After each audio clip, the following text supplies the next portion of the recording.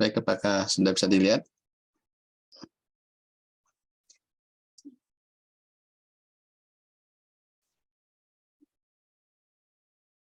Bisa, Pak.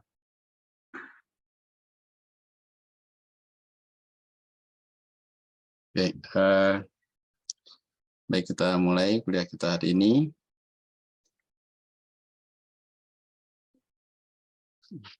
Bismillahirrahmanirrahim. Assalamualaikum warahmatullahi wabarakatuh.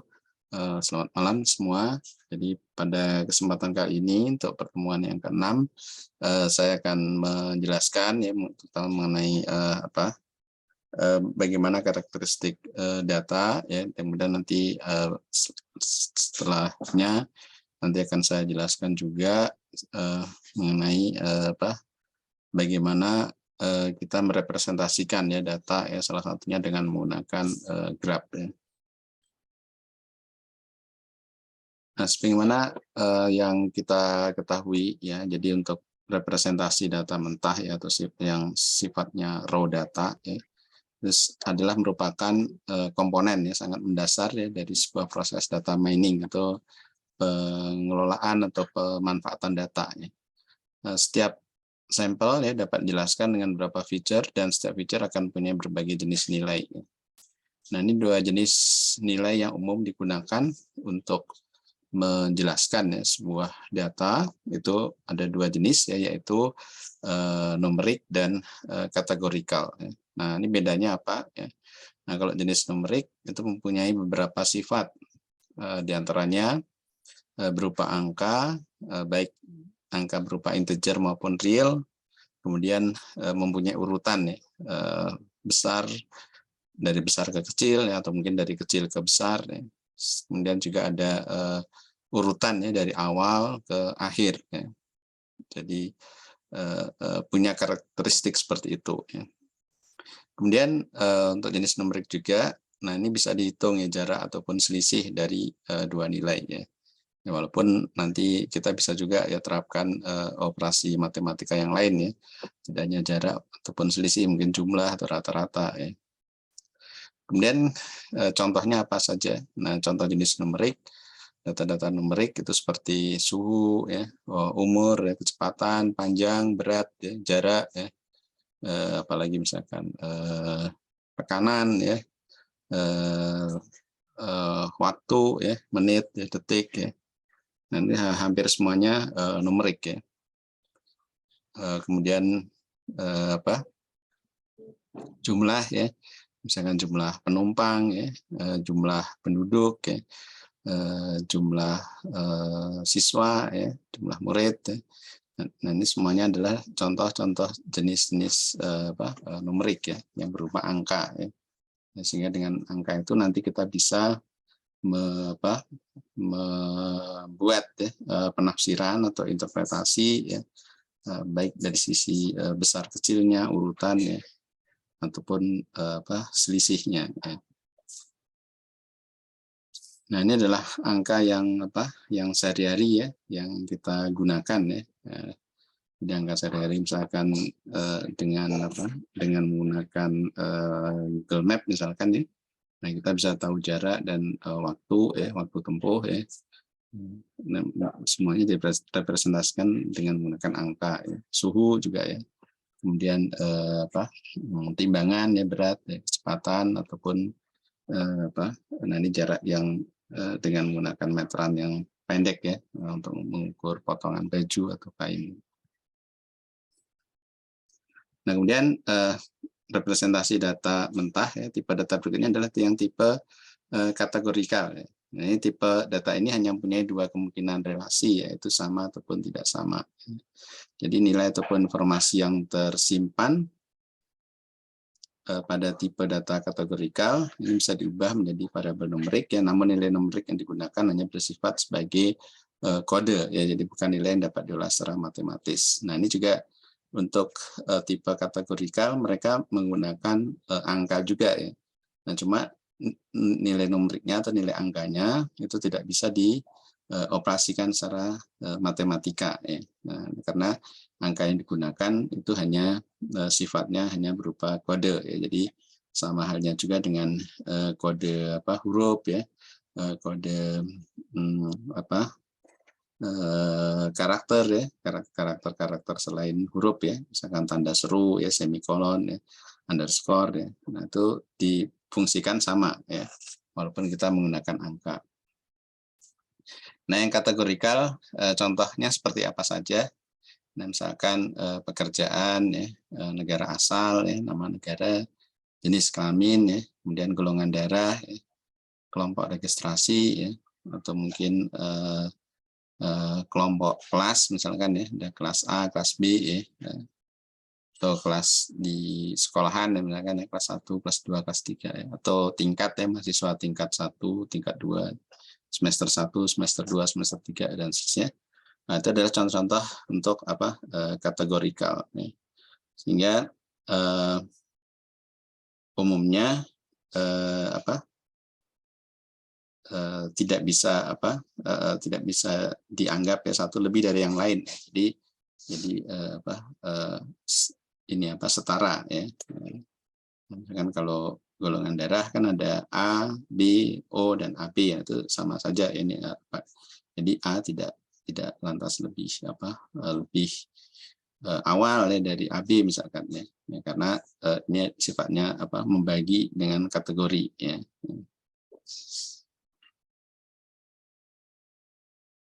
Nah, ini contoh-contohnya nama negara ya, dan jenis pekerjaan ya, dan jenis kelamin laki perempuan, dan golongan ya, golongan darah ya, A, B, AB dan O ya, dan kemudian ini bentuk kira-kira bentuk sel darahnya ya. Nah, kemudian juga kelompok ya, misalkan kalau kita ikut conference kemudian ingin melakukan registrasi ya atau pembayaran. Nah, ini terlihat seperti ini ya. Nah, ini kelompok yang mana? Nah, ini kalau misalkan ini ada society ya, IMBS, ini untuk biomedik ya. Jadi IEEE sendiri mungkin Anda pernah dengar ya, IEEE itu adalah organisasi untuk electronic engineer aslinya ya, namun sudah cukup mungkin terbesar ya di bidang engineering ya, IT itu masuk semua di sana ya, di IEEE, organisasi profesi yang cukup besar. Nah, di dalam IEEE ada beberapa sub organisasinya ya, ini tergantung minat ya. Misalkan IEEE yang khusus untuk robotik ya, khusus untuk katakanlah untuk elektronika ya, atau untuk sistem informasi ya. Nah, itu banyak suborganisasinya ya, untuk biometrik ya. Nah, ini yang salah satunya yang cukup besar juga IMBS ya. Jadi IMBS itu di bidang biomedik ya. Jadi kombinasi antara medical dan engineering ya, atau teknik ya. Nah, ini kalau di conference, nah ini dipisahkan ya berdasarkan kelompoknya ya. Kemudian juga dipisahkan berdasarkan yang membayar awal dan membayar pada tanggal yang biasa ya. Ini yang kalau membayarnya lebih awal maka dapat diskon ya. Nah, kemudian data-data selain dibedakan antara yang numerik dan kategorikal, juga dibedakan antara yang continuous dan yang discrete ya. Nah, bedanya apa? Nah, kalau yang continuous variable, kuantitatif atau metric variable, nah ini digunakan untuk mengukur baik interval scale maupun rasio scale. Nah, ini nanti perlu diketahui juga ya perbedaan interval scale, interval scale dan ratio scale ya. Nah, perbedaan antara interval scale dan rasio scale-nya adalah apa ya? Nah, kalau di interval scale, nilai 0 pada interval scale itu bersifat relatif ya. Jadi tidak bermakna pada benda atau objek pada nilai tersebut ya. Nah, ini beda dengan nilai 0 pada ratio scale ya, yang menunjukkan bahwa objek yang diukur benar-benar tidak ada. Nah, ini contoh yang mudah nih dalam kehidupan sehari-hari. Nilai 0 pada suhu ya. Nah, ini suhu dilihat dulu ya. Suhu apa ya? Satuannya apa ya? Apakah Kelvin, Celsius ya, apa Fahrenheit ya. Nah, ini kita lihat kalau Kelvin itu suhu yang mutlak ya. Jadi benda terdingin yang pernah ditemukan, ya, walaupun 0 mutlak itu tidak ada ya, yang terdingin mungkin sekitar 4 ya, 4 Kelvin ya. Itu yang paling dingin sekali ya. Nah, karena kalau lebih dingin lagi, nah itu akan susah sekali ya untuk untuk menjaga dia tetap dingin ya, kontainernya tidak ada ya. Jadi wadahnya agar dia tetap dingin sampai ke 0 tidak ada. Jadi 0 itu sebenarnya pendekatan ya, aproksimasi kalau tidak salah yang terkecil itu 4 ya, 4 Kelvin ya, yang ditemukan saat ini ya, yang bisa diukur saat ini. Nah, itu 0-nya Kelvin tentu beda dengan 0-nya Celsius ya. Nah, kalau 0 Celsius itu titik beku air ya. Jadi air mulai menjadi es ya, jika air berada dalam suhu 0 ya. Sehingga di bawah 0 ini masih ada angka lagi ya. Nah, sebenarnya lagi ya. Sehingga kalau ini kita bandingkan ya 100 Kelvin, nah ini setara dengan minus 173 derajat Celcius. Ya. Jadi ini minusnya adalah adalah interval ya. Karena masing-masing sistem ukur ini menginterpretasikan titik nolnya itu beda ya. Nah ini kalau Celsius mungkin menganggap air ya. Nah, jadi kapan air itu membeku, kapan air itu mendidih ya, mungkin supaya mudah ya orang bisa membandingkan ya. Nah kalau Kelvin mungkin ini harus di lab ya, jadi harus di laboratorium untuk menemukan objek yang suhunya mendekati 0 ya. Nah kalau Fahrenheit, nah ini menggunakan zat yang berbeda ya, jadi tidak menggunakan air ya. Saya lupa zat yang berbeda sehingga 0-nya Fahrenheit juga tidak sama ya dengan 0-nya Celsius maupun 0-nya Kelvin ya. 0-nya Fahrenheit itu adalah minus 18 ya, 18 derajat Celcius. Nah, sehingga dengan skala ini nilai 0 yang ada di sini itu adalah nilai yang sifatnya relatif ya. Jadi tergantung apa yang menjadi acuan ya. Nah, kalau yang di sebelahnya yang scale ya. Nah, ini sifatnya mutlak ya. Jadi 0 itu merupakan kalau 0 ya berarti ya tidak ada objeknya ya. Jadi kalau 0 kilogram maka memang tidak ada benda yang ada di situ ya. Jadi dengan menggunakan tingkat kepresisian timbangan ini ya, timbangan dapur ya. Nah, kalau ini tidak ada benda ya maka nilainya 0 ya. Walaupun kalau nanti dilihat mungkin secara mikro mungkin sebenarnya ada ya, tetap ada beratnya. Ya, namun karena ini apa yang kita lihat ya, objeknya besar, maka ini nilainya 0 ya. Sehingga kalau timbangan itu kita isi objek tertentu, ya apakah sayuran, nah maka nilai beratnya akan berubah ya, bergeser ya, menandakan bahwa di atas wadah ini ada objek ya, atau ada benda. Nah, sehingga yang relatif ya disebut ini interval scale, sedangkan kalau yang mutlak ya, itu adalah yang rasio scale. Nah, kemudian untuk klasifikasi variabel yang continuous dan discrete ya. Nah, ini tipe yang discrete bisa dikelompokkan menjadi 2, yaitu nominal scale dan ordinal scale ya.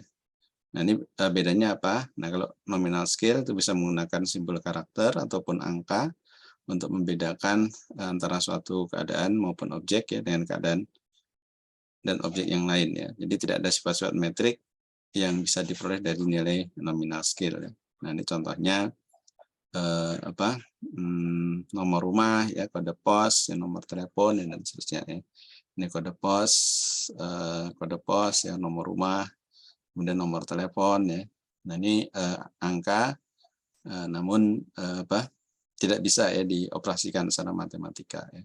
Sehingga kalau di pengolahan data Mungkin ini kita tidak gunakan sebagai integer ya, mungkin sebagai string gitu ya, atau sebagai karakter ya, karena angka-angka ini tidak bisa dijumlahkan. Kemudian kalau yang tipe ordinal scale ya adalah categorical variable yang mana relasi urutan didefinisikan ya, namun tidak bisa dihitung jarak antar satu dengan data yang lain ya. Jadi ordinal variable umumnya dikumpulkan sebagai kelompok-kelompok dengan nilai yang berdekatan. Kemudian kelas khusus dari discrete variable adalah periodic variable ya. Jadi nilai jarak bisa dihitung namun urutan tidak bisa ditetapkan ya. Nah, ini contoh nominal scale, misalkan kelompok umur ya, kemudian kelompok GDP ya, gross domestic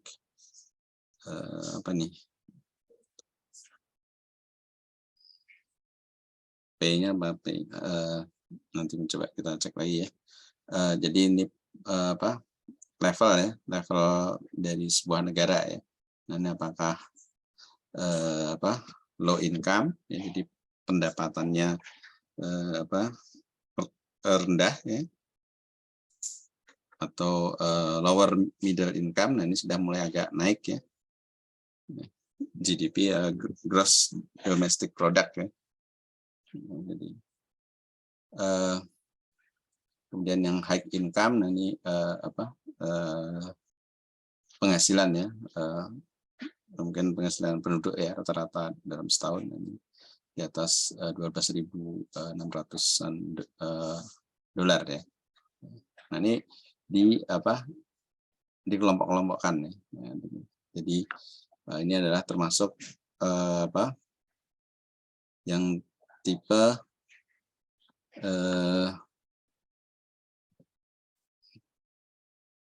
ordinal ya. Nah, jadi perbedaan dengan yang ini yang nominal, kalau ini yang ordinal ya. Nah, kemudian ini mungkin rangkumannya ya. Jadi kalau yang nominal yang seperti apa ya. Jadi yang nominal hanya berupa label ya, atau nama yang berbeda ya, untuk membedakan satu objek dengan objek yang lain ya. Nah, contohnya adalah kode pos ya, nomor ID ya, nomor identitas, gender ya. Kemudian operasinya sama ya, atau tidak sama ya. Nah, jadi untuk membedakan misalkan data input untuk mencari ya, untuk mengquery sesuatu ya, misalkan ingin menampilkan nama-nama jalan ya, yang ada di kode pos tertentu ya, atau di daerah dengan kode pos yang sama ya, nama jalannya apa. Nah, saat mengecek atau saat memeriksa kode pos, nah, maka operasinya adalah apakah kode pos yang diberikan, yang di entry itu sama dengan yang ada di database ya, sama atau tidak dalam proses pencariannya ya. Ini kalau ordinal nilai yang diberikan, nah ini biasanya merepresentasikan urutan ya. Jadi merepresentasikan urutan atau kelompok ya, kelompok tertentu ya. Nah, misalkan opini ya. Ini opini maksudnya kalau kita mungkin pernah ke mana yang paling sering kita mudah di bandara misalkan ya, atau mungkin di tempat-tempat untuk publik ya, yang ada layanan umumnya, kemudian kita diminta ya untuk memberikan scoring ya, atau memberikan penilaian ya, opini kita ya, atau mungkin saat kita memesan ya makanan ya secara online ya, kemudian saat terakhir makanan sudah diantarkan, atau mungkin saat menyewa ya kendaraan online misalkan ya, saat terakhir setelah selesai layanan kita diberi semacam kuesioner ya, ditanyai bagaimana kira-kira ya, apakah diberi bintang ya jumlahnya 1, 2, atau 3 ya. Nah, termasuk dengan masuk dengan ini opini ya. Nah, kalau 1 mungkin kurang puas ya. Nah, kalau kita beri bintangnya katakanlah maksimum 5, ya kita beri 4 atau 5, nah berarti itu sangat puas ya konsumennya. Kemudian grades ya, grade juga untuk untuk nilai ya, misalkan untuk nilai A, B, C ya. Untuk nilai kuliah ya, atau mungkin untuk nilai akreditasi ya, kampus misalkan ada yang grade A, grade B ya. Kemudian yang interval itu untuk pengukuran ya. Namun nilai nolnya nah ini bisa sifatnya relatif ya. Jadi contohnya Celsius ya, Fahrenheit ya, kemudian tanggal ya. Nah, tanggal itu yang relatif kapan mulainya ya. Karena kalau kita lihat sistem kalender kan juga banyak ya ada mungkin kalender Masehi ya, kalender Hijriah ya, kalender yang digunakan ya misalkan oleh kalender Cina ya misalkan. Nah, itu banyak ya, banyak variasinya sehingga itu sebenarnya interval ya. Nah, kalau setiap kalender menganggap bahwa setiap berganti hari maka ada tanggalnya yang berubah ya. Namun tanggal 1 ya di masing-masing kalender nah itu bisa beda-beda ya, karena sifatnya relatif ya. Nah, kemudian rasio ya. Rasio dan maka untuk pengukuran ya yang mana nilai awalnya itu adalah mutlak ya. Jadi nilai awalnya 0 ya, itu mutlak ya. Suhu tapi dalam satuan Kelvin ya. Nah, kemudian panjang ya, berat termasuk ini ya, berat, volume juga ya. Volume itu ada nolnya juga ya, nolnya enggak ada berarti ya. Volume minus enggak ada ya. Jadi volume paling kecil itu 0 ya. Count ya, jumlah ya, misalkan jumlah orang ya, jumlah jumlah transaksi ya, jumlah kendaraan yang parkir ya di suatu area dalam satu hari misalkan ya.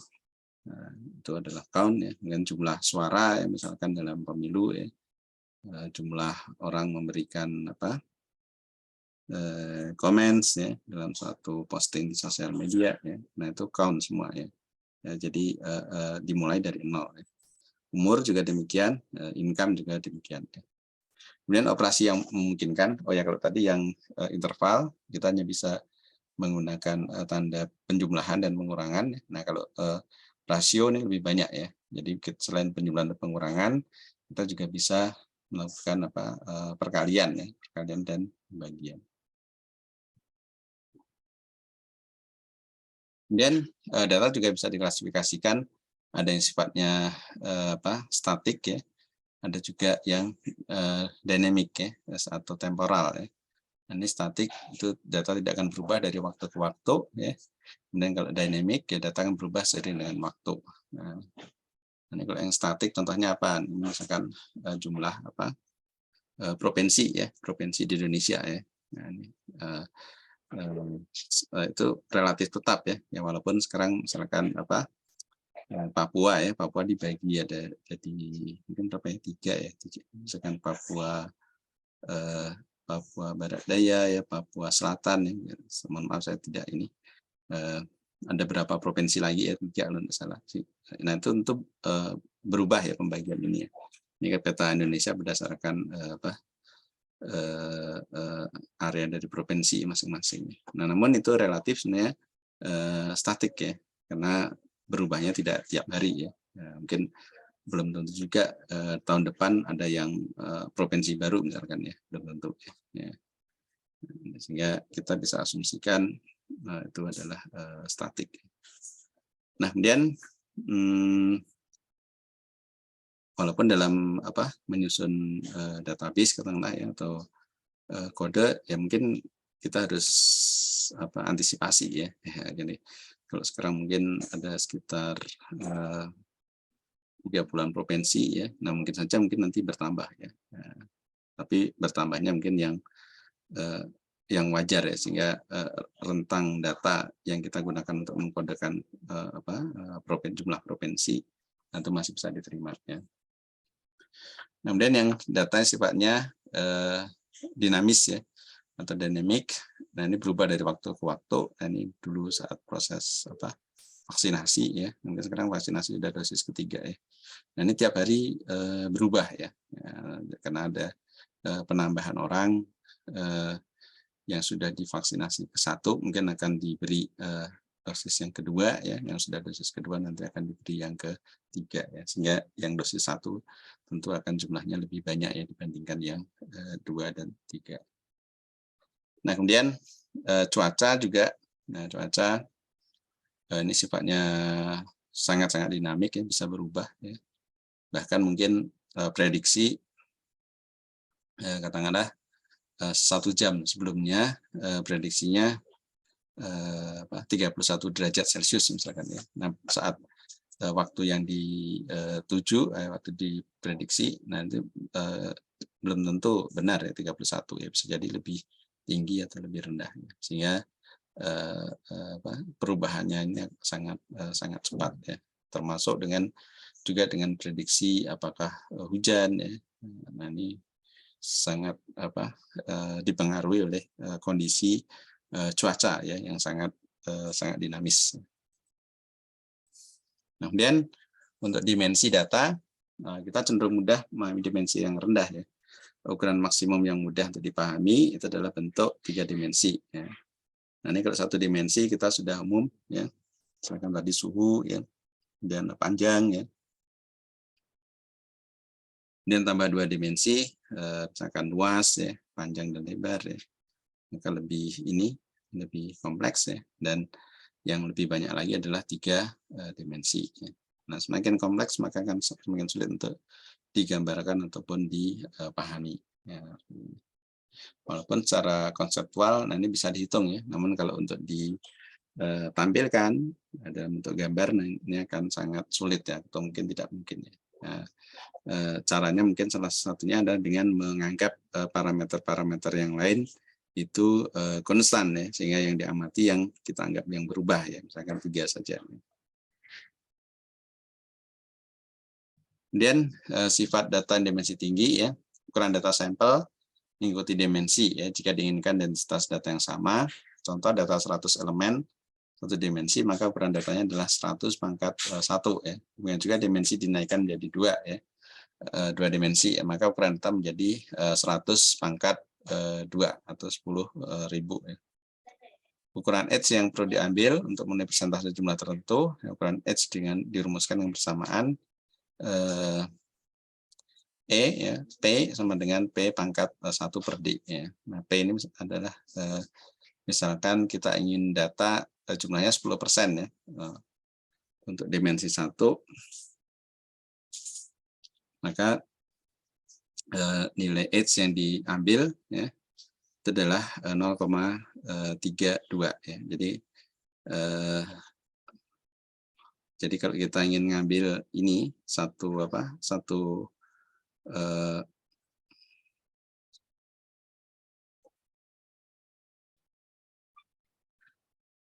1 dimensi ya. Ini 1 dimensi. Ini kalau yang dua dimensi ya, 2 dimensi, kemudian kita ingin mengambil 32%, maka ini adalah ukuran H-nya ya. Ya, ukuran H-nya berapa ya. Atau mungkin ini semua 10% ya, sorry ya. Ini semua 10% ya. Namun beda-beda ini dimensi ya. Nah, kalau 1 dimensi kita ambil segini itu kita udah ngambil 10%-nya. Nah, kalau untuk luas ya, kita ambil seporsi ini adalah 10% ya. Maka H-nya adalah panjangnya 0,32 ya. Nah, jadi kalau ini panjangnya 10 ya, maka kita ambil sini sisinya 3,2 kali 3,2 ya. Kalau ini sisinya adalah 100 ya, maka kita ambil 32 kali 32 ya. Nah, ini satu luasan ini adalah 10% dari luasan total ya. Dan kalau volume, nah maka 10% seperti ini, maka H-nya 0,46 ya.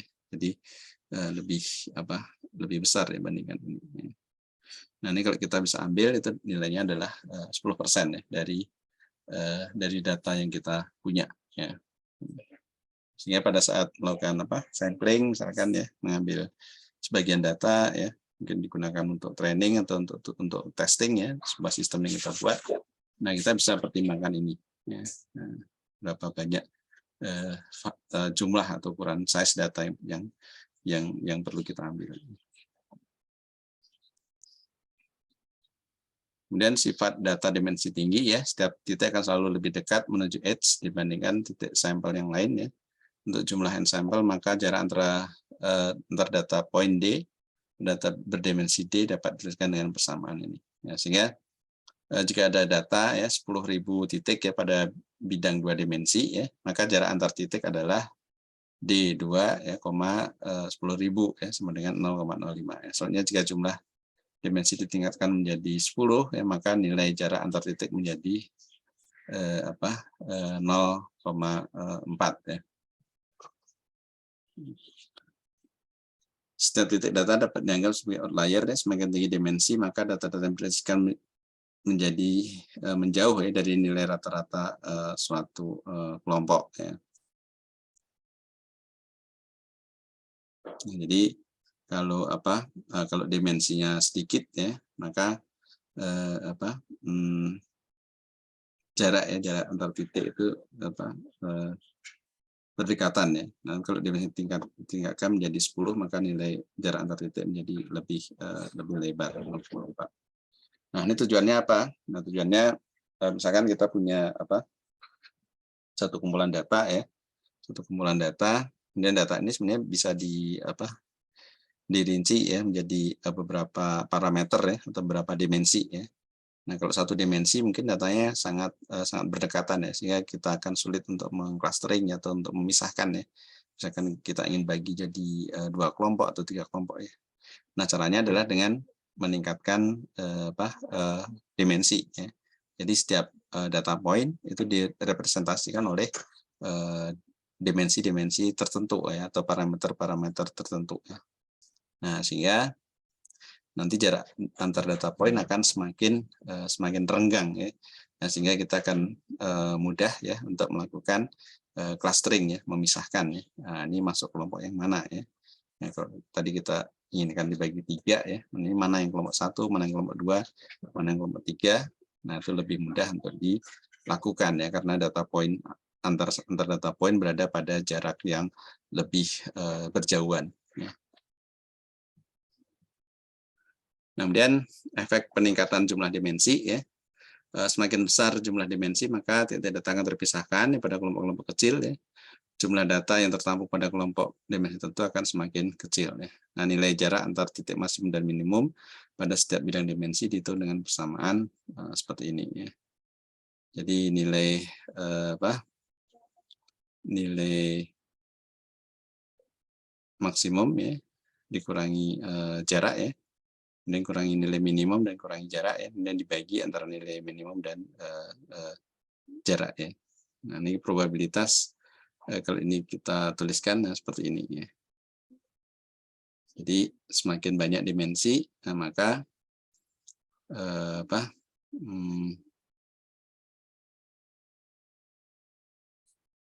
maka kemungkinan kemungkinan terpisahkan itu semakin besar ya. Jadi yang ini makin besar ya, yang bawah makin besar sehingga nilainya ini menjadi turun ya. Ini bukan kurang ya, ini max ini seharusnya underscore ya, jadi ini satu variabel ya. Nah, ini kurangin nilai minimumnya dan dibagi nilai minimum.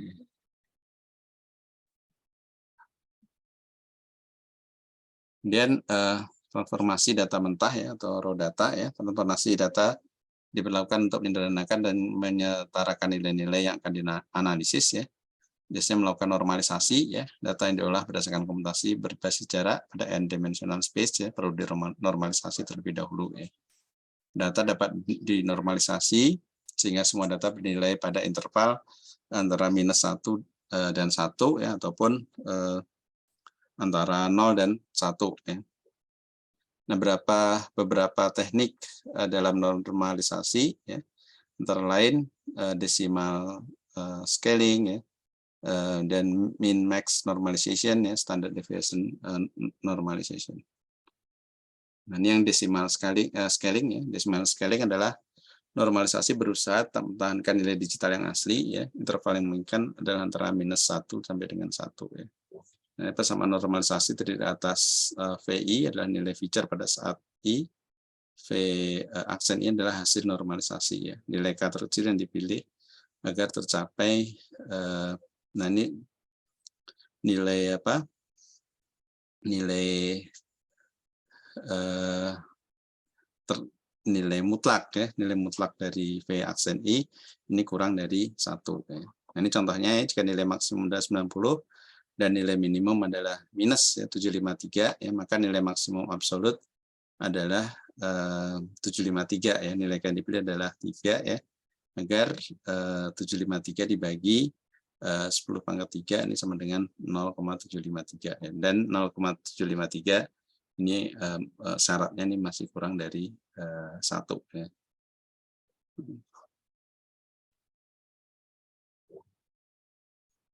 Ya, jadi kalau ini dibagi ya, dibagi 753 ya, maka dia tidak akan mendekati 1 ya, maka akan tetap di bawah 1.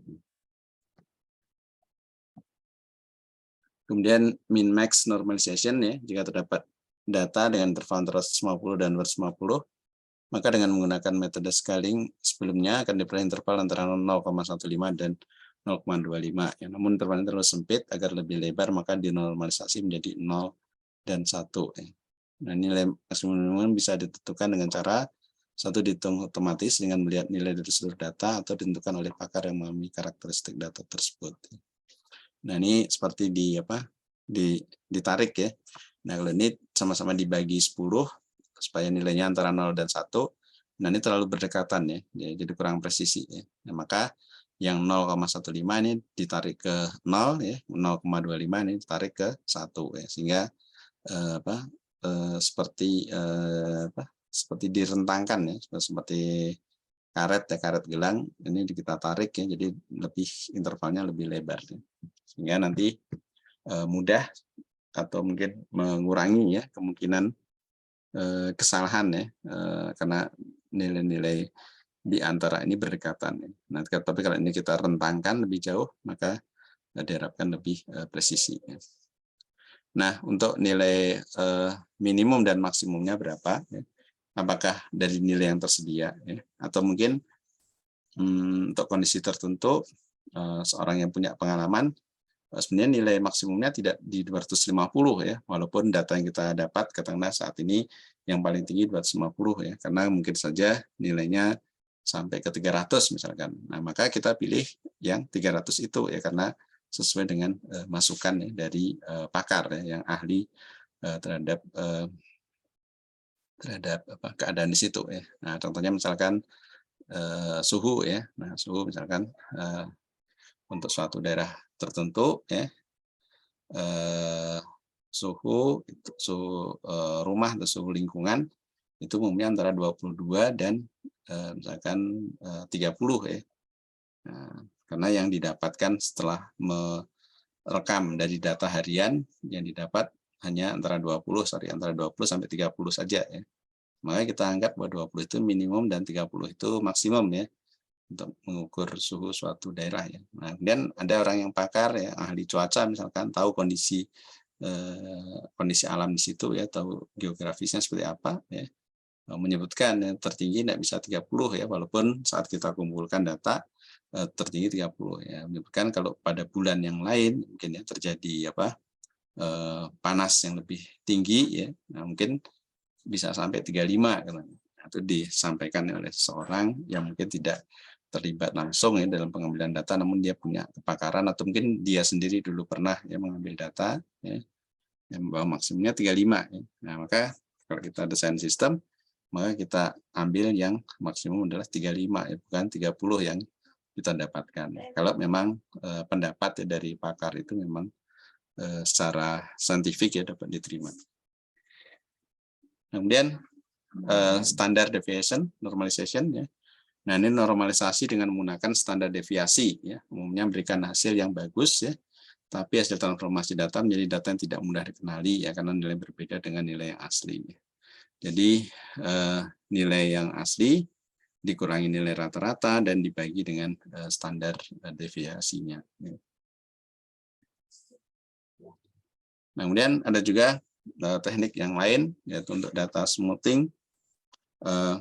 Tingkat presisi suatu data yang seringkali tidak memberikan manfaat ya pada analisis data. Ya. Salah satu cara untuk memperhalus ya, untuk menyederhanakan data dan dengan mengurangi tingkat presisi data yang tersedia. Implementasi data smoothing sebaiknya tidak mengurangi kualitas dari data sehingga tetap bisa memberikan hasil yang akurat. Nah, contoh himpunan data sebagai berikut. Ya. Setelah implementasi data smoothing maka menjadi datanya dibulatkan ya, dibulatkan ke nilai yang terdekat ya. Jadi 0,93 jadi 1 ya, 1,01 jadi 1, 1001 jadi 1, 302 jadi 3, 299 jadi 3, 503 jadi 5 ya, dan seterusnya sampai 498 jadi 5. Nah, ini lebih datanya lebih halus ya, walaupun nanti dari sisi akurasinya perlu dipertimbangkan ya apakah cukup akurat atau tidak. Nah, kemudian data yang hilang ya. Nah, kasus bagian data yang hilang ini sangat mungkin terjadi pada pengolahan data yang cukup besar ya. Jika hal tersebut terjadi, maka cara yang paling mudah adalah menghapuskannya, namun hal dapat dilakukan bila dapat dipastikan bahwa tersedia data lain dalam jumlah yang sangat besar ya. Nah, ini kalau misalkan data katakanlah jumlah kendaraan ya, kita diminta menghitung jumlah kendaraan yang lewat ya di suatu di gerbang tol misalkan ya dalam 1 bulan ya. Nah ini ada 1 hari atau 2 hari datanya hilang ya, tidak terekam ya. Nah, karena kita punya data cukup banyak dalam 1 bulan, nah misalkan yang hilang hari Senin sama Selasa misalkan ya. Nah, pada satu bulan itu kita punya data lain yang untuk Senin dan Selasa ya. Nah, maka kita bisa ya menggunakan data itu ya. Jadi kita data yang hilang itu tidak perlu dicari lagi ya. Nah, kita menggunakan data hari Senin Selasa pada minggu yang lain ya. Nah, ini kalau jumlah datanya besar ya. Dan pada kondisi penghapusan data tidak dapat dilakukan, maka kita harus mengisi data tersebut. Nah, ini kalau memang harus diisi, maka kita harus mengisi juga ya. Cara petani bisa dilakukan adalah menanyakan kepada para ahli terkait tentang isi atau nilai data hilang tersebut ya. Nilai baru akan diberikan sesuai dengan pengalaman yang mereka miliki ya. Atau cara kedua dilakukan dengan otomatis adalah dengan mengisi nilai ya secara otomatis berdasarkan nilai-nilai tetangganya. Ya. Nah, ini contoh yang real, misalkan kita menggunakan lidar ya atau alat sensor dengan menggunakan laser ya. Nanti yang kita dapatkan untuk mendapatkan gambar itu hanya kita dapatkan point of cloud ya. Jadi titik-titik yang jarak antar satu titik dengan titik yang lain juga tidak seragam ya. Nah, sehingga kita dapat objek ya, namun objeknya tidak rapat ya satu dengan yang lain. Jadi ada yang daerah kosong ya, hanya titik-titik seperti ini. Nah, maka kalau ada daerah-daerah yang katakanlah daerah yang bayangan ya atau dihalangi oleh objek yang di depannya, nah kalau dengan menggunakan lidar, nah itu akan yang daerah yang dihalangi itu akan kosong ya atau tanpa data ya atau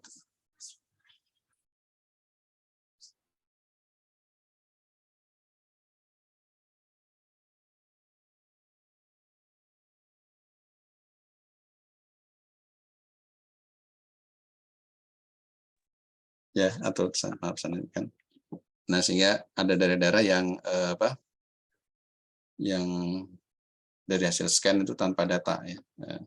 Maka kita perlu membuat algoritma agar daerah-daerah yang kosong ini bisa terisi ya. Nah, contohnya ini ya, ini yang kosong nih karena ini ada bayangan ya, atau mungkin objeknya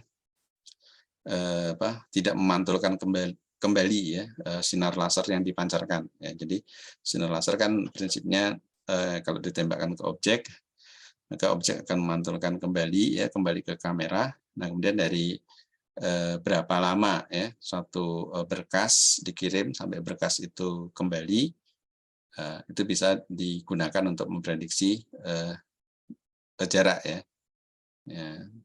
Jadi misalkan mudahnya ya,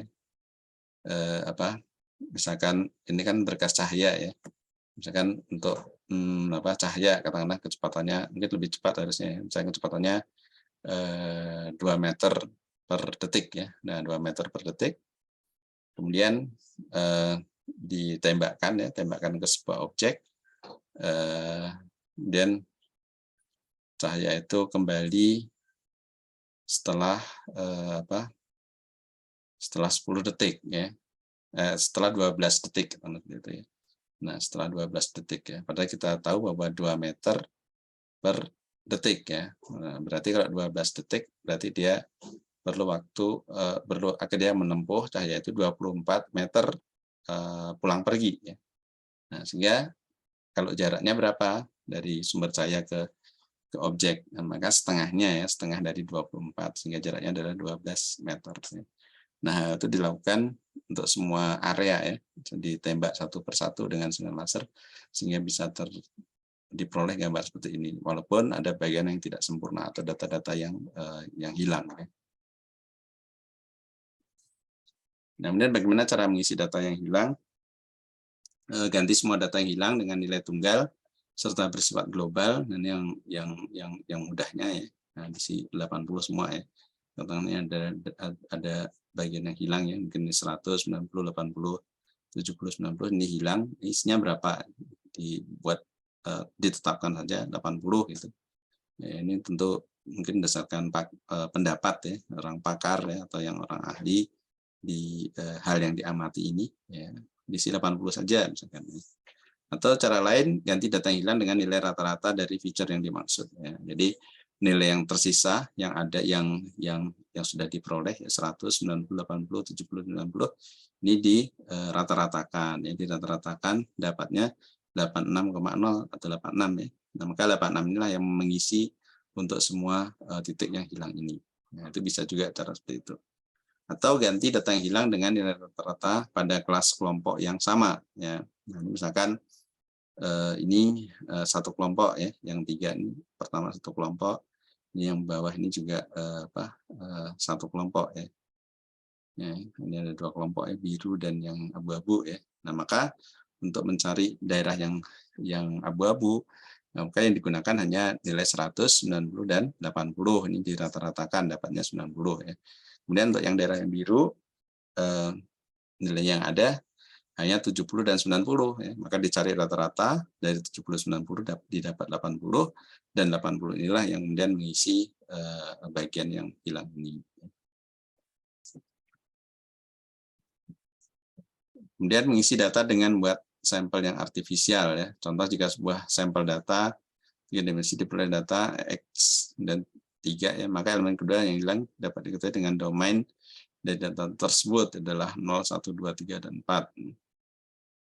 Nah, ini misalkan kita tahu bahwa domain atau nilai yang mungkin ya dari X itu hanya ada 5 nilai ini saja ya, 0, 1, 2, 3 atau 4, tidak ada nilai yang lain ya. Nah, namun dari data yang diperoleh ya, dari data sensor atau dari data input ya, itu yang dapat hanya 2 saja ya, 1 dan 3. Nah, satu lagi itu nilainya berapa ya. Dan kita bisa melakukan sampel artifisial yang bisa dibuat untuk mengisi sampel yang tidak lengkap tersebut. Nah, mungkin saja 103 ya, atau 113, atau mungkin 123, 133 atau 143 ya. Nah, selanjutnya analis dapat dilakukan dengan mencoba beberapa kemungkinan bentuk dari sampel 3 dimensi tersebut.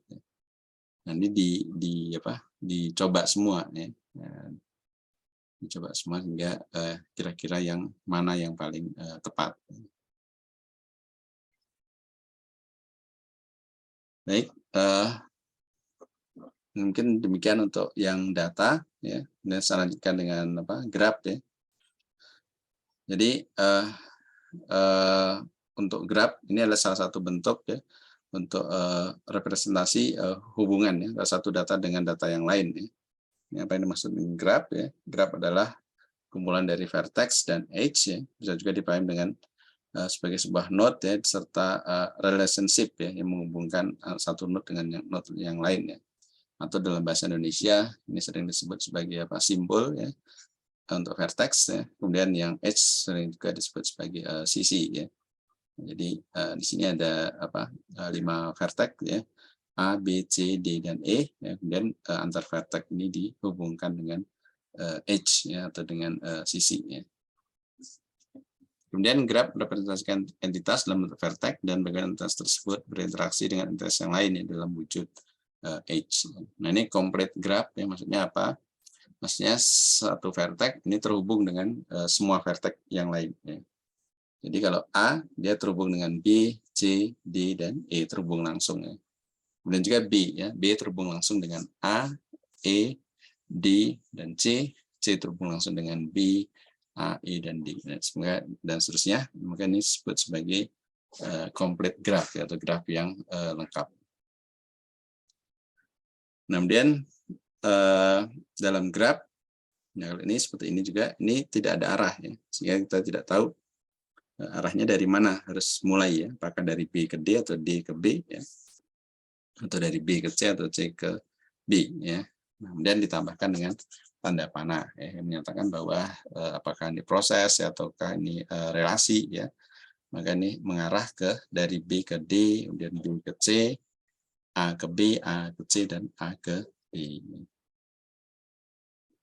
Nah, kemudian ada juga graf yang lebih lengkap ya, lebih kompleks ya, mungkin 20 vertex dan 190 edge. Ya, ini yang graf yang lengkap ya, jadi terhubung satu dengan yang lain ya. Dan kemudian lebih banyak vertex lagi atau lebih banyak simbol lagi, maka edge-nya juga akan jauh berlipat ya. Ya. Mungkin ini tidak 20 ya, lebih mungkin ini ya, supaya tertentu.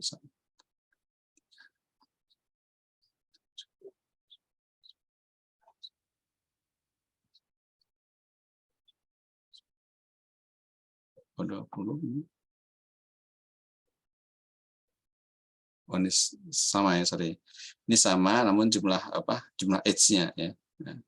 Nah, ini mungkin ada sebagian vertex ya tidak terhubung dengan vertex yang lainnya. Nah, ini kalau lengkap ya. Nah, pemanfaatannya apa? Nah, pemanfaatannya itu digunakan untuk merepresentasikan katakanlah data. Ya, ini misalkan merepresentasikan hubungan ya, hubungan pertemanan. Ya mungkin di sosial media ya, mungkin ada saling follow ya, atau saling friends ya, misalkan ya, atau satu circle yang sama misalkan ya. Nah ini kalau ini lengkap ya, misalkan Nate, Jane, Fermat, Sophie, Laura, Cliff, dan Susan ini mereka semua saling berteman semua ya, ini satu grup. Nah, namun graf yang lain, nah ini ada Dusty, Dave, Tony, Andrea, dan Jeff. Dan ini tidak semuanya saling berteman langsung ya. Nah, ini antara Andrea dan Jeff tidak ada pertemanan ya. Demikian juga Jeff dengan Dave ya. Andrea dengan Dave juga tidak ada ya. Jadi Andrea hanya langsung dengan Dusty dan Tony. Beda dengan ini, kalau ini lengkap ya, semuanya saling berteman. Nah, contoh small network ya pada penggunaan Twitter. Nah, ini misalkan kita saling follow ya, saling mengikuti ya update dari teman yang lain ya. Misalkan Billy dan Harry ini saling follow ya, Billy dan Harry saling follow. Kemudian juga antara Ruth dan Harry ya, ini Ruth dan Harry. Jadi Ruth mengikuti Harry dan Harry mengikuti Ruth juga beritanya ya. Namun sayangnya Billy tidak follow root. Ya, ini root mengikuti aktivitas Billy, ya, mengikuti aktivitas feed ya, yang disampaikan oleh Billy. Namun Billy tidak sebaliknya mengikuti root juga. Kemudian graph juga bisa digunakan yang lebih kompleks ya, untuk mendefinisikan waktu ya, waktu atau proses rangkaian peristiwa ya. Nah ini misalkan root ya, root memberikan message ya, atau posting ya, dan muncul lagi posting yang berikutnya ya, maka posting yang lebih awal ya, lebih awal akan bergeser ya, diganti dengan post yang baru ya. Nah, seperti ini. Jadi root menghasilkan pesan ya, pesan yang lebih belakangan di sini, yang lebih awal di sini. Mungkin 99 dulu, kemudian 100, kemudian 101 dan selanjutnya. Nah, ini bisa dibuat dalam bentuk graph seperti ini ya. Tentu akan lebih kompleks lagi ya grafnya ya, karena orang memposting atau memberikan posting di sosial media tentu akan sangat banyak sekali. Kemudian label properti graph model adalah bentuk graph yang paling lengkap ya, dengan ciri antara lain mempunyai node ya, atau vertex atau simbol ya, dan relationship atau edge atau sisi ya. Dan node mempunyai sifat-sifat key value pairs. Node dapat diberi label dengan satu atau lebih label, relationship selalu dinamai dan diberi arah sehingga diketahui dari awal dan akhir, dan relationship dapat juga mempunyai sifat-sifat. Nah ini contohnya kalau kita ingin buat dengan Neo4j ya, dia membuat graf paling sederhana ya, terdiri atas 2 vertex dan 1 relationship. Nah ini perintahnya seperti ini ya. Hello world ya. Kemudian relationship-nya says, dan vertex awalnya adalah Neo4j. Jadi ini satu database ya, namun dibuat dalam bentuk graph ya. Ini paling sederhana ya. Jadi Neo4j itu nama seorang ya, says menyebut ya hello world. Ini satu representasinya seperti ini, representasi grafnya. Jadi perlu 2 vertex dan 1 edge. Nah ini kalau nanti mungkin bisa dicoba-coba dengan Neo4j, misalkan load database ya, OpenStreetMap ya, sebagai DBMS yang aktif dan siap diakses ya. Ini jumlah node yang ada pada graf ya. Di perintahnya ini ya, count all nodes, match and ya, return count on, jadi kembalikan ya, hasil hitungnya berapa. Ini jumlah node-nya ini sudah banyak sekali ya, karena OpenStreet ya, properties yang ada di jalan raya ya. Ini sampai 69.000 ya.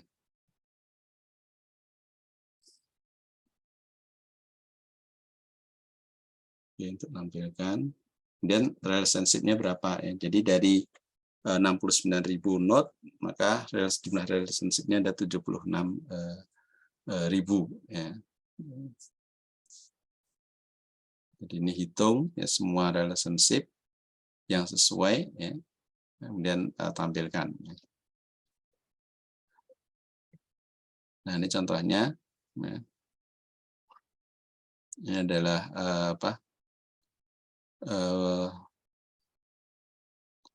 sebuah intersection ya, jadi sebuah simpangan ya.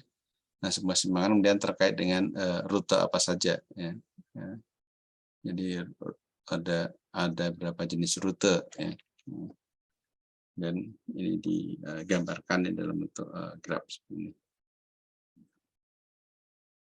Dan ini tampilan untuk jalan ya secara spesifik ya. Nah kemudian jalan ini berdekatan ya, atau satu area ya dengan Central Park. Ya. Kemudian tag ya, atau misalkan apa terkait ya dengan node yang ini ya. Kemudian node yang pertama adalah kodenya ini 34969. Nah, kemudian bisa apa kalau di Neo4j kita bisa klik ya masing-masing vertex sehingga nanti akan apa akan terekspansi ya ke vertex-vertex yang lain.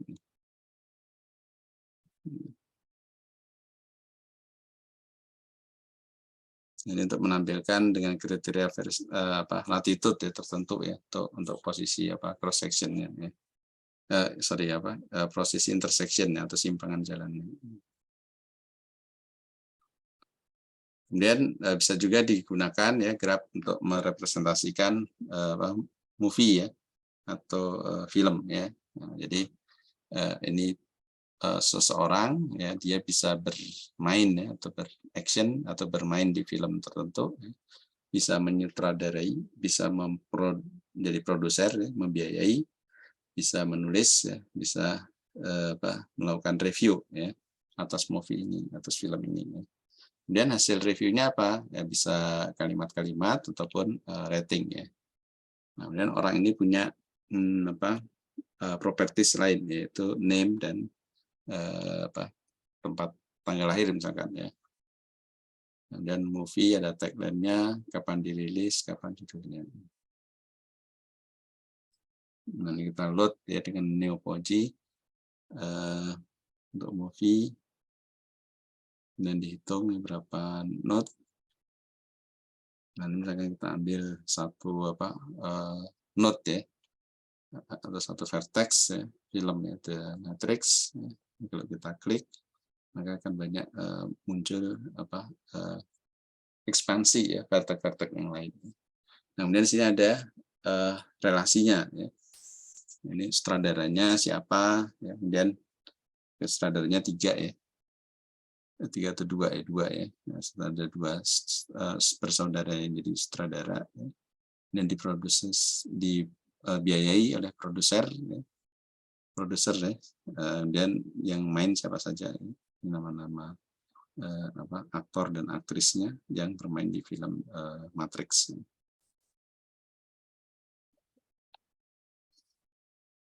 Nah, kemudian ada 2 aktor dan aktris ya. Sini Carrie Ann Moss, kemudian Keanu Reeves ya. Nah, 2 orang ini pernah bermain ya bertemu di film yang sama ya. Dalam ini Matrix ya, ini Matrix yang 1, mungkin ini Matrix yang 2 atau 3 ya. Dan dia kedua orang ini sama-sama bermain ya di vertex film ini ya, 3 film ini. Sedangkan si Keanu Reeves sendiri selain di film Matrix juga bermain di film-film yang lain ya. Nah, ini judul-judul film yang lain. Nah, sehingga dari satu vertex atau node nama Keanu Reeves, nah ini bisa bercabang ya ke vertex-vertex yang lain. Nah, kemudian juga ini Tom Hanks ya, aktor Tom Hanks, dia bermain di film apa saja ya. Nah, namun posisi si Tom Hanks ini tidak hanya sebagai aktor ya, namun juga menyutradarai ya. Bahkan menyutradarai sekaligus bermain ya, sebagai aktor ya, dengan directed dan acted in ini di film ini. That Thing You Do ya. Kalau yang lain dia hanya sebagai aktor ya. Nah, ini bagaimana cara mengquery ya. Nah, kita akan dapatkan Tom Hanks ya. Semua film-film ini. Dan kalau ini kita filmnya kita klik, nah ini dia bisa expand lagi ya nama-nama kritikus ya. Nah, ini dia dimuat di mana ya, dan ya, siapa yang bermain di di film tersebut ya, ada Da Vinci Code ya, juga bisa muncul di sini. Dan juga dengan Apollo ya, Apollo 13 film juga menunjukkan aktor ya, kemudian sutradaranya. Kemudian bisa juga dengan query di Neo4j untuk syarat-syarat ya.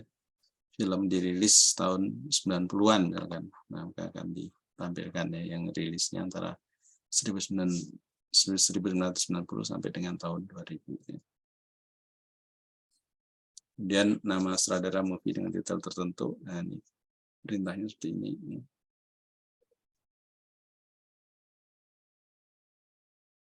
Nah, ini lebih kompleks lagi, menampilkan movie yang mana tokoh menjadi mengambil peran ya, serta aktor lain sebagai partner ya dalam movie yang sama. Nah, ini lebih kompleks ya kelihatannya untuk grabnya. Ya mungkin sampai di sini materi untuk hari ini. Silakan jika ada yang ingin ditanyakan.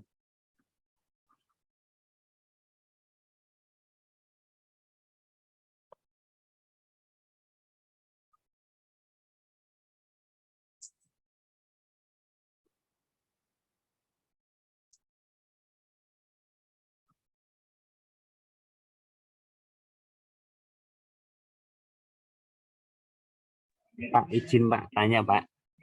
Pak, tadi Ya silakan. menarik Pak, terkait salah satunya adalah smoothing data sama mengisi data yang hilang tadi ya Pak. Itu tadi ditentukan oleh ahli yang terhadap data ya Pak? Atau ada rumus ya Pak, seperti itu ya Pak? Ya itu tergantung ini ya, tergantung kondisinya ya. Jadi saya share.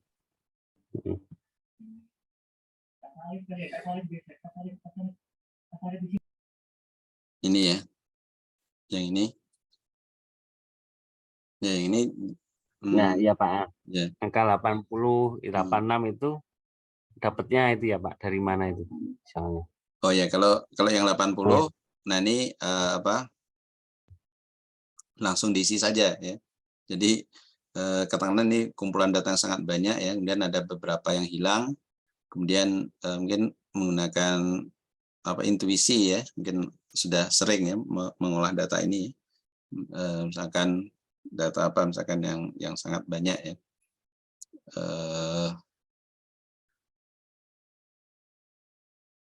misalkan kalau ini umur mungkin ya. Nilai mungkin nilai Pak. Oh nilai ujian, ujian yang mungkin kebetulan atau nilai kuis mungkin ya, nilainya bagus-bagus semua ya. Nah, nilai kuis bagus-bagus semua. Mungkin yang dinilai banyak ya, sampai ratusan ya mungkin ya. Nah, kemudian ada data-data yang hilang nih, sebenarnya ikut ujian ya, namun mungkin karena ini sistem berbasis komputer ya, mungkin error atau apa ya, dan harus kita beri nilai ya. Nah, nilainya berapa ya. Nah ini kalau ingin melihat rata-ratanya ya mungkin bisa kita langsung isi ya. Nah, ini biasanya kalau kuis misalkan nilainya sekitar ini ya, di atas 80 ya misalkan. Nah, bisa kita langsung isi ya. Ya walaupun mungkin kalau kuis mungkin juga tidak bisa seperti ini ya, mungkin harus mengulang atau nyusul ya. Nah, namun bisa juga kalau untuk ini mungkin untuk sekedar evaluasi saja mungkin ya. Atau gambaran secara umum ya. Atau mungkin kita isi dengan ini dengan rata-rata dari data yang ada ya. Jadi yang ada kan hanya 100, 90, 80, 70 dan 90 ya. Kita rata-ratakan, nah kita dapat nilai 86. Ya udah diisi 86 aja semuanya. Jadi dengan asumsi ini rata-rata dari semua yang ada ya. Atau mungkin dipisahkan dulu ya. Ini mungkin kita punya field satu lagi ya. Misalkan ini kalau dalam ini mungkin ada yang kelas A dan kelas B misalkan ya. Maka yang kelas A kita pisahkan saja ya. Ini yang kelas B ya, yang grup yang ke B misalkan ya. Maka yang kelas A dihitung rata-ratanya ya, tanpa ada 90 ini ya. Jadi hanya 100, 90 dan 80 dimasukkan di sini ya. Kemudian yang kelas B dengan data yang ada 70 dan 90, maka rata-ratanya 80 ya. Kira-kira seperti itu. Ini karena ini contoh datanya sedikit ya, jadi tidak begitu terlihat ya. Nah, mungkin kalau data yang real tentu jumlah datanya banyak ya. Kemudian kalau ada data yang hilang, katakanlah mungkin ini satu satu klaster ya, ini satu klaster juga ya. Dan kita ingin dapat data yang lengkap untuk semua klaster kan seperti itu. Nah, maka tidak bisa tidak harus kita lengkapi ya data-data yang kurang seperti ini. Ya, Pak. Berarti ini nanti arahnya untuk ke output analitik ya, Pak. Jadi misalnya ada data kosong kan ambigu itu ya, Pak. Jadi supaya mungkin pola membentuk satu pola untuk misalnya ya pertumbuhan data gitu. Nah, itu ya Pak, ketika ada data hilang supaya nggak ambigu gitu ya Pak. Ya, harus kita isi ya. Ya. Terima kasih Pak. Sebenarnya juga ada teknik yang lain ya dengan ROUGH ya, ROUGH. Nah, jadi tulisannya ROUGH ya, ROUGH. Nanti juga ada tekniknya juga ya kalau kita punya data-data yang tidak lengkap ya, misalkan data-data medis ya, saat mewawancara pasien ya, mungkin ada beberapa list yang mungkin dilewatkan ya. Nah itu kalau data kita punya dalam jumlah yang cukup banyak ya, nah nanti juga ada caranya ya gimana kita melengkapi atau menghadapi ya situasi yang mana tidak semua item itu tersedia ya, atau data-data mungkin data-data kuesioner ya, data-data kuesioner, kita nyebar kuesioner ingin melihat persepsi ya orang ya terhadap satu hal ya, kita beri list pertanyaan. Nah, kemudian dari 100 ya pertanyaan mungkin ada 5 yang terlewat misalkan ya. Nah itu apakah kita harus membuang yang 95 kan sayang ya. Nah itu lebih baik yang 5 kurang tadi diisi dengan melihat 95 data yang ada ya. Nah, jadi itu maksudnya agar kita tidak membuang semuanya ya dalam satu dataset gitu.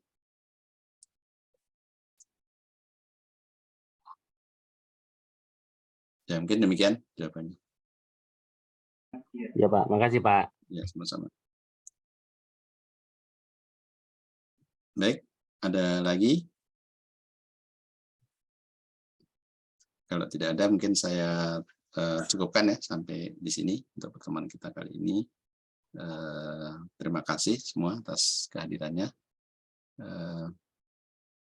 Saya akhiri. Sekian, terima kasih. Wassalamualaikum warahmatullahi wabarakatuh. Waalaikumsalam warahmatullahi wabarakatuh. Terima kasih. Selamat malam, Pak. Malam, saya tutup.